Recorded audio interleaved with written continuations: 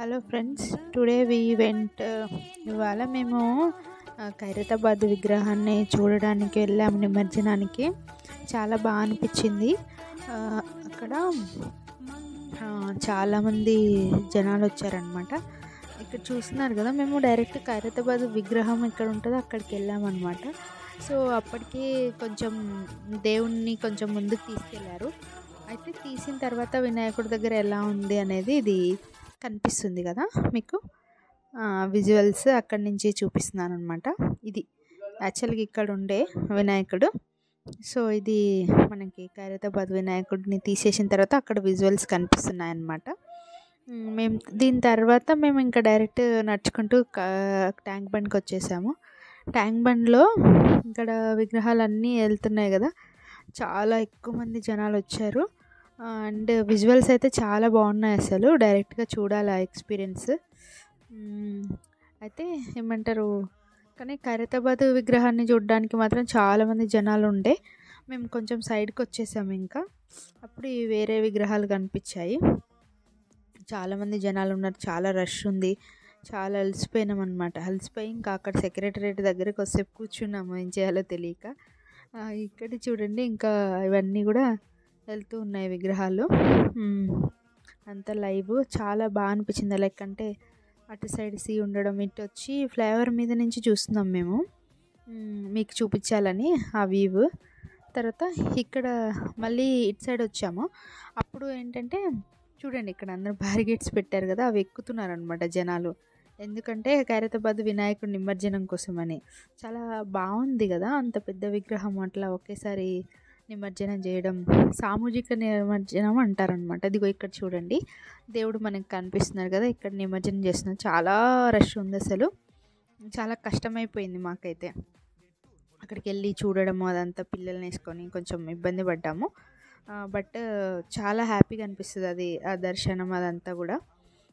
So ఇంకా ఇక్కడ మా పిల్లలు కనిపిస్తున్నారు కదా, యా మంచిగా అనిపించింది. బట్ బాగా ఎండ ఉండే, బాగా రష్ ఉండే, కొంచెం ఇబ్బంది కూడా అనిపించింది. ఇటు వచ్చాము ఇంకా ట్యాంక్ బండ్ సైడు.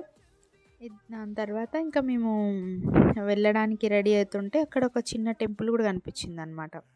ఆ టెంపుల్ లోపలికి వెళ్ళాము ఇంకా.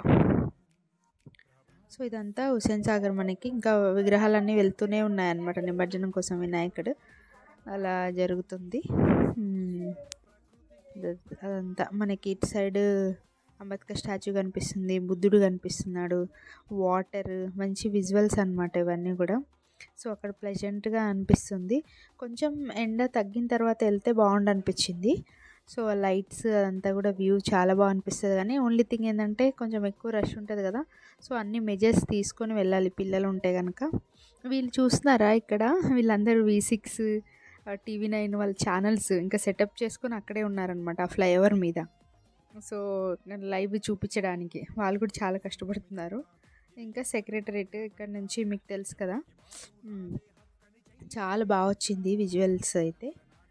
సెక్రటరేట్లో సెకండ్ గేట్ దగ్గరికి వెళ్ళి కాసేపు వెయిట్ చేసాము. వెహికల్స్ ఏం రాకుండే, మళ్ళీ అప్పుడు మా ఓన్ వెహికల్స్ తీసుకొచ్చి వచ్చామన్నమాట. ఇంకా అప్పుడు వస్తున్నప్పుడు మళ్ళీ వినాయకుడు కనిపించారు, ఇంకా కనిపిస్తున్నారు. అలాగే వెళ్తున్నాం అన్నమాట మేము.